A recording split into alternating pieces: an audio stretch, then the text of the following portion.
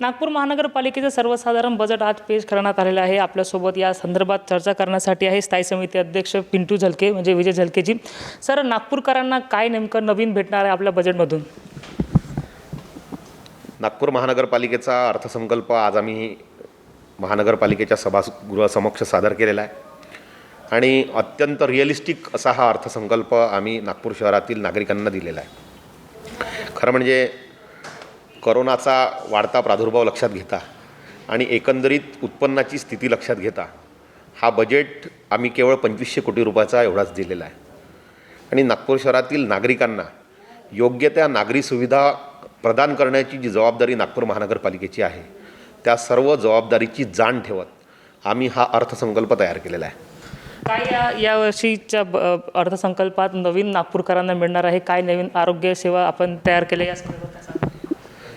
खरं म्हणजे नागपूर महानगरपालिकेचं जे काम आहे ते म्हणजे प्राथमिक आरोग्य सेवा देण्याचं आहे। ज्या प्राथमिक आरोग्य सेवा देण्याची जबाबदारी नागपूर महानगरपालिकेची आहे, निश्चितच त्याबाबत आम्ही सर्वजण सजग असून त्या सर्व प्राथमिक सोयी नागपूर महानगरपालिकेच्या माध्यमातून नागपूर शहरातील नागरिकांना उपलब्ध व्हाव्या या दृष्टीने आम्ही नागपुरातील महानगरपालिकेच्या माध्यमातून कार्यान्वित केले जाणारे जेवढे हॉस्पिटल्स आहे त्या सर्वांना अत्याधुनिक सेवेसहित नागपूर शहरातील नागरिकांना सेवेकरिता उपलब्ध करून देण्याच्या दृष्टीने त्यात व्हेंटिलेटर्स असो, मग ऑक्सिजनची सुविधा असो, एक्सरेची सुविधा असो, रक्तपेढी असो, डायलिसिस असो, अशा सर्व गोष्टी करण्याकरिता या बजेटमध्ये तरतूद करण्यात आलेली आहे। सोबतच नागपूर शहरातील जे गोरगरीब नागरिक आहे जे मोठ्या इस्पितळात जाऊन आपली तपासणी करू शकत नाही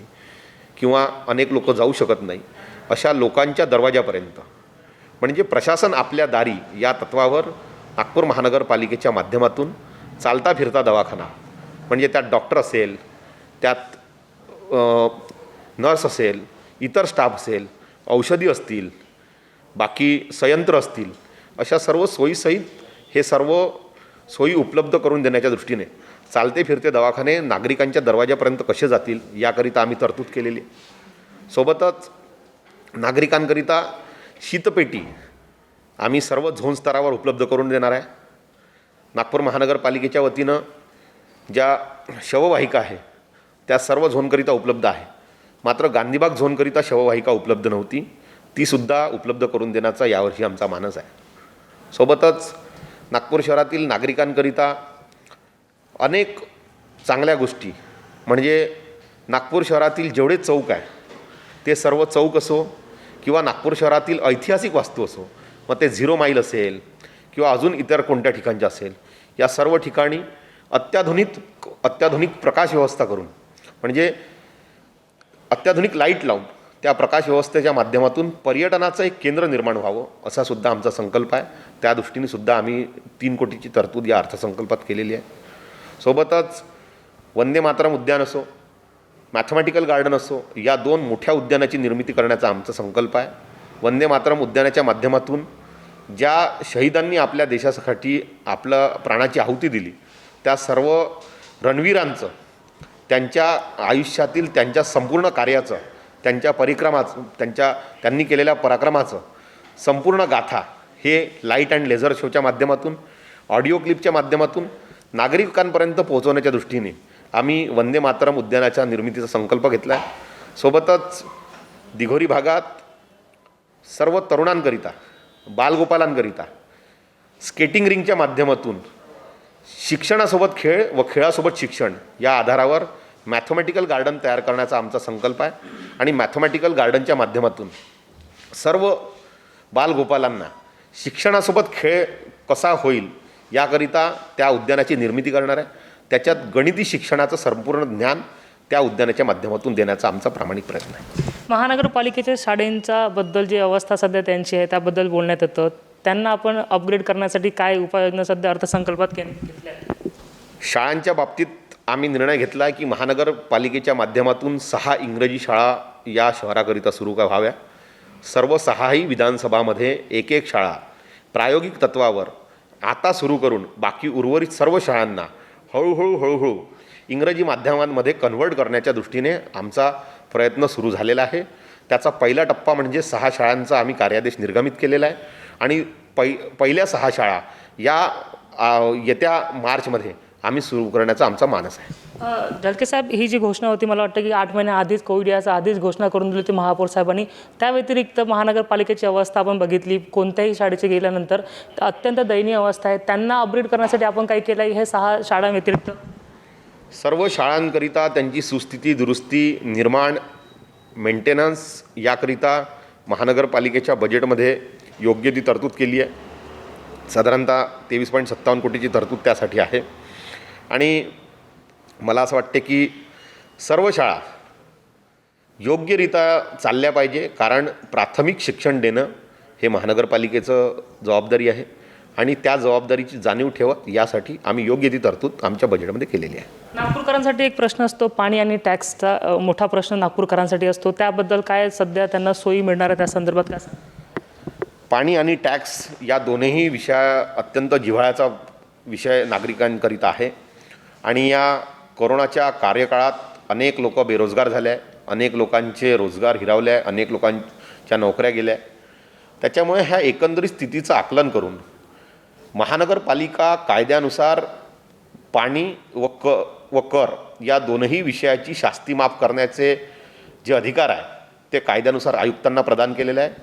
मी स्थायी समितीच्या वतीनं सभागृहास विनंती केली आहे की आयुक्तांना याबाबतचे योग्य निर्देश द्यावे आणि आयुक्तांनी याबाबतचा एक कालबद्ध कार्यक्रम तयार करून नागपूर शहरातील सर्व नागरिकांना संपूर्ण टॅक्सवर आणि पाण्यावर 100% शास्ती माफ करण्याच्या दृष्टीने प्रस्ताव तयार करावं व शहरातील नागरिकांना यातून दिलासा देऊन मोठ्या प्रमाणात उत्पन्नाच्या दृष्टीने वाटचाल करावी.